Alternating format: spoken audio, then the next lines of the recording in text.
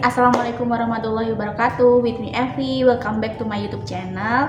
Nah, di video aku kali ini aku mau ngebahas masih tentang tabungan emas, tapi nanti aku akan mendatangkan seseorang yang emang ahli di bidang investasi. Nah, investasi ini nanti aku jelasin secara keseluruhan.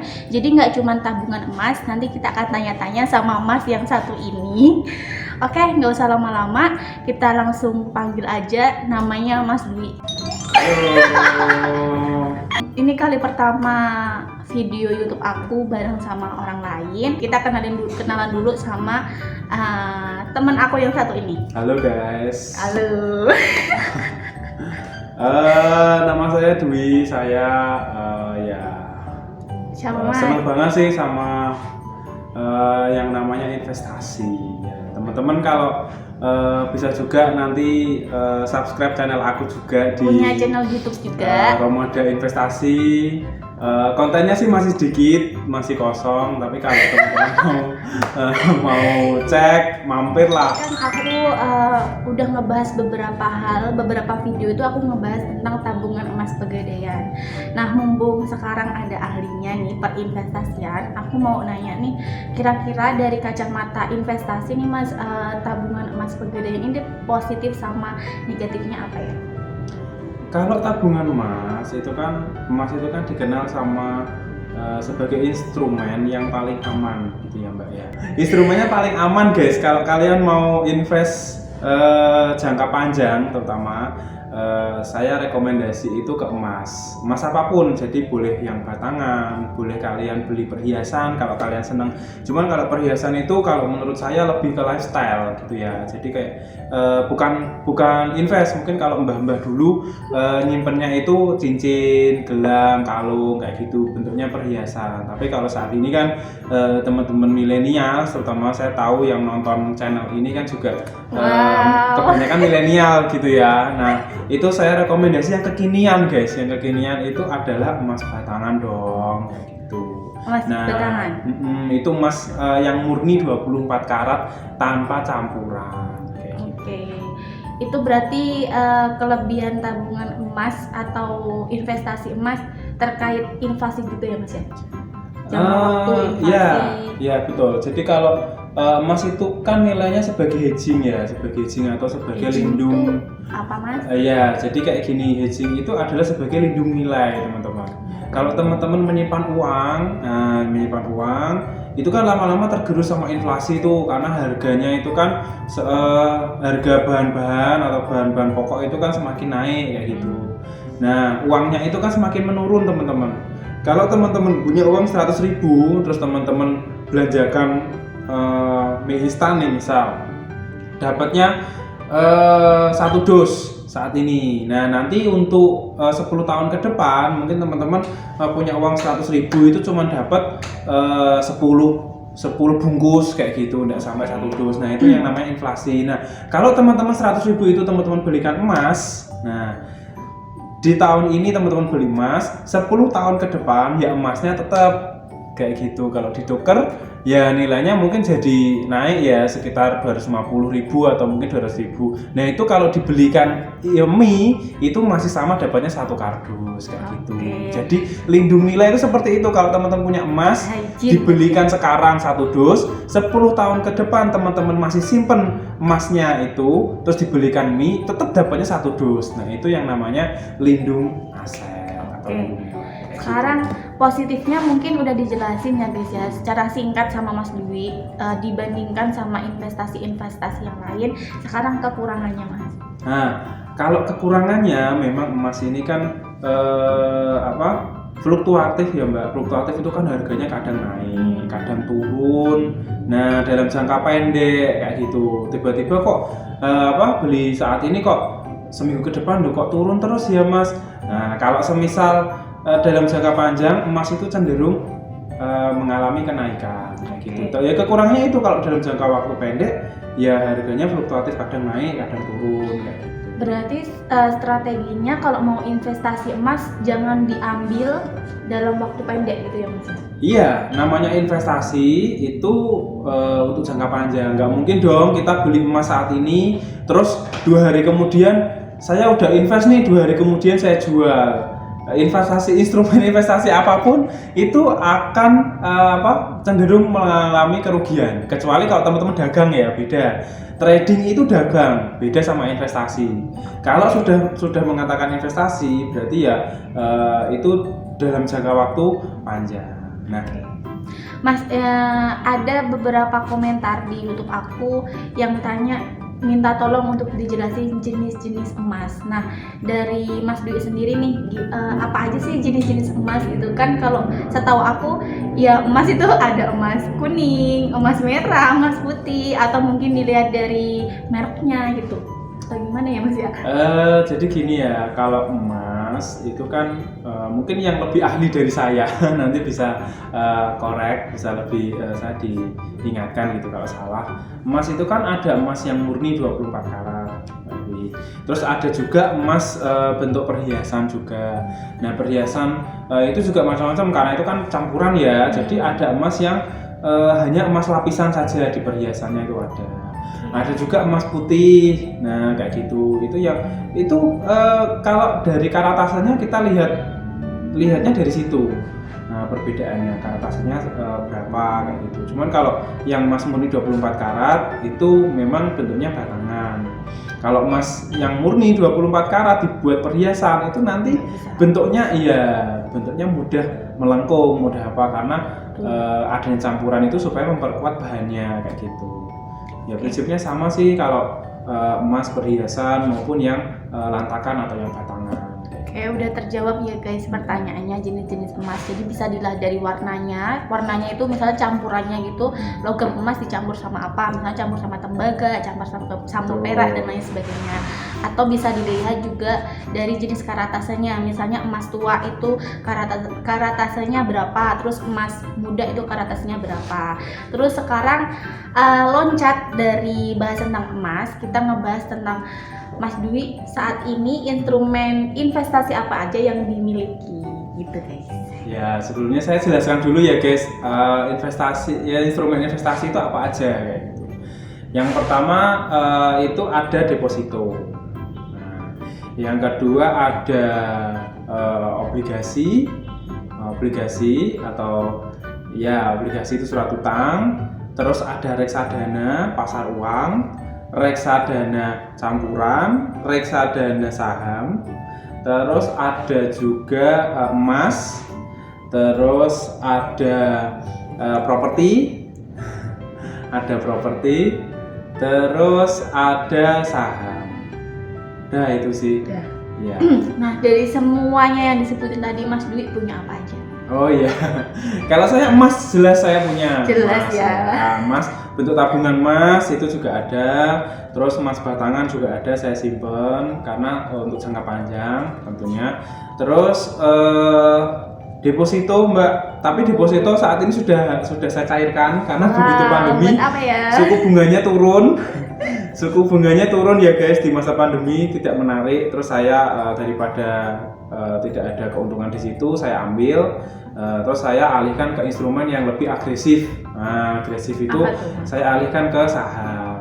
Nah, by the way teman-teman, Mas Dwi ini selain jago peremasan tentang tabungan emas, dia itu juga jago tentang investasi saham.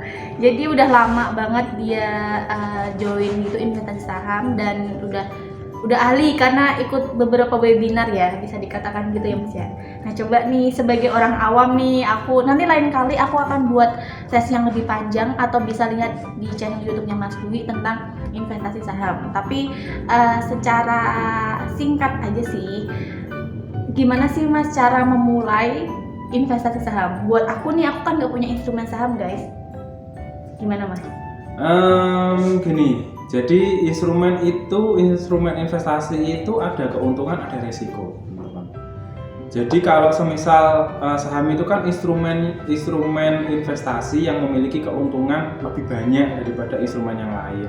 Tetapi jangan lupa resikonya juga tinggi, kayak gitu. Jadi keuntungannya besar, resikonya juga besar. Beda sama deposito kebalikannya. Kalau deposito itu keuntungannya kecil, kayak gitu, resikonya juga kecil. Gitu. Nah, kalau saham ini gimana cara mulainya nih? Nah, Kalau saham itu sekarang kan di Bursa Efek Indonesia, kalau teman-teman masuk aja ke website www.idx.co.id, nanti di situ teman-teman pilih yang SPM atau Sekolah Pasar Modal. Nah, di Sekolah Pasar Modal itu nanti teman-teman akan diajari yang belum pernah tahu tentang saham, nanti di situ akan diajari bagaimana cara pertama kali teman-teman bisa membeli saham. Nah, di situ akan dijelaskan juga resiko, terus akan dijelaskan juga cara depositnya, cara mendaftar sekuritasnya. Nah, teman-teman kalau mau daftar saham itu teman-teman juga harus punya akun sekuritas atau akun broker. Nah, tidak bisa dong untuk beli saham itu tanpa broker. Jadi teman-teman harus daftar broker. Nah, di Sekolah Pasar Modal yang ada di websitenya IDX itu nanti teman-teman akan didaftarkan, akan ada broker yang piket di situ, ibaratnya gitu Mbak Evi. Jadi piket di situ, pas hari itu kebetulan siapa yang piket, nanti teman-teman berminat untuk daftar di broker itu, ya monggo teman-teman bisa daftar. Nah, daftarnya itu bisa mulai dari 100.000 biasanya kalau di Sekolah Pasar Modal. Ini benar-benar memang untuk pemula. Nah, nanti teman-teman begitu daftar deposit 100.000 itu, nanti teman-teman akan ada sekolahnya di situ. Jadi teman-teman akan dikenalkan pasar modal itu apa, cara membeli saham itu gimana, terus ada fee jual, fee beli dan sebagainya kan gitu. Jelaskan lebih lanjut. Jadi kalau sekolah pasar modal itu yang dari IDX itu semua orang bisa akses ya Mas, atau harus bayar dulu ikut join kelasnya gitu? Ya kalau semisal masuk di websitenya Sekolah Pasar Modal di IDX itu nanti kan daftar broker nih di situ, daftar terus buka akun. Nah, minimal deposit 100.000. Lah nanti akan ada jadwalnya. Ya pilih jadwal di situ, teman-teman bisa ikut Sekolah Pasar Modal itu di hari apa, jam berapa, nanti ada jadwalnya di situ. Nah, sekolahnya untuk saat ini, kalau dulu ada sekolah yang offline, ada online. Kalau sekarang karena masa pandemi, sekarang hanya menyediakan online kayak gitu. Itu ya guys, terkait langkah awal gitu kalau kita mau investasi saham. Tapi yang paling penting tadi ya Mas ya, yang aku tangkap dari Mas Dwi itu kita harus paham sama resikonya. Jadi untungnya emang gede tapi resikonya juga gede. Terus jangan lupa buat riset dulu ya Mas ya, riset belajar gitu. Jangan sampai ikut-ikutan ya Mas ya, nanti rugi nangis. Nah, ini nih kebanyakan teman-teman yang baru pertama kali masuk di saham itu biasanya ngikut sana. Oh, ini si A beli saham A, beli saham ini, si B beli saham ini. Lah teman-teman ikut. Nanti akhir-akhirnya malah teman-teman rugi sendiri. Nah, iya. Ini yang perlu diwaspadai. Terus Mas, aku tuh pernah dengar kayak gini, kalau mau investasi saham itu pakai uang dingin gitu. Nah, kira-kira dari Mas Dwi sendiri bisa ngasih penjelasan nggak sih tentang investasi uang dingin, sedangkan ya uang kita pasti ada gunanya kan? Gitu. Iya, karena ini resikonya tinggi ya guys kalau untuk saham. Jadi saham ataupun teman-teman ikut yang di future market, di kripto, teman-teman beli koin ataupun beli instrumen saham, itu resikonya tinggi guys, benar, resikonya tinggi.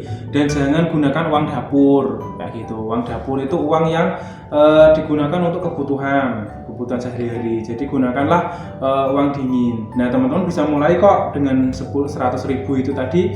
Teman-teman bisa daftar, ikut sekolahnya, pelajari dulu di situ keuntungan apa yang bisa saya dapat di pasar modal, terus resiko apa yang saya terima di pasar modal. Kayak gitu, itu penting. Mas Dwi udah bergabung investasi saham ini berapa tahun? Sejak tahun berapa? Ya kurang lebih sekitar udah ada 4 tahun ya. 4 tahun lebih. Sama banget. Ya 4 tahun lebih sedikit. Jadi dulu itu saya malah bener-bener baru. Dulu pernah sempat begitu saya beli sahamnya langsung naik bertubi-tubi. Itu juga pernah. Jadi nah itu pasti yang namanya market itu ada kalanya turun, ada kalanya naik besar-besaran dan lain sebagainya. Mas, idealnya nih kalau mau investasi saham itu berapa lama ya? Misalnya kayak aku nih mau investasiin uang 1 juta misalnya. Nah, idealnya berapa lama sih aku bisa mengendapkan uang itu sampai aku ambil lagi? Kalau bukan mengendapkan ya Mbak, maksudnya tergantung tujuan. Jadi kalau di pasar modal itu ada 3 kriteria guys, 3 kriteria. Nah, yang pertama itu adalah kriteria investor. Kriteria investor ini biasanya teman-teman beli saham, terus teman-teman punya tujuan dalam jangka panjang.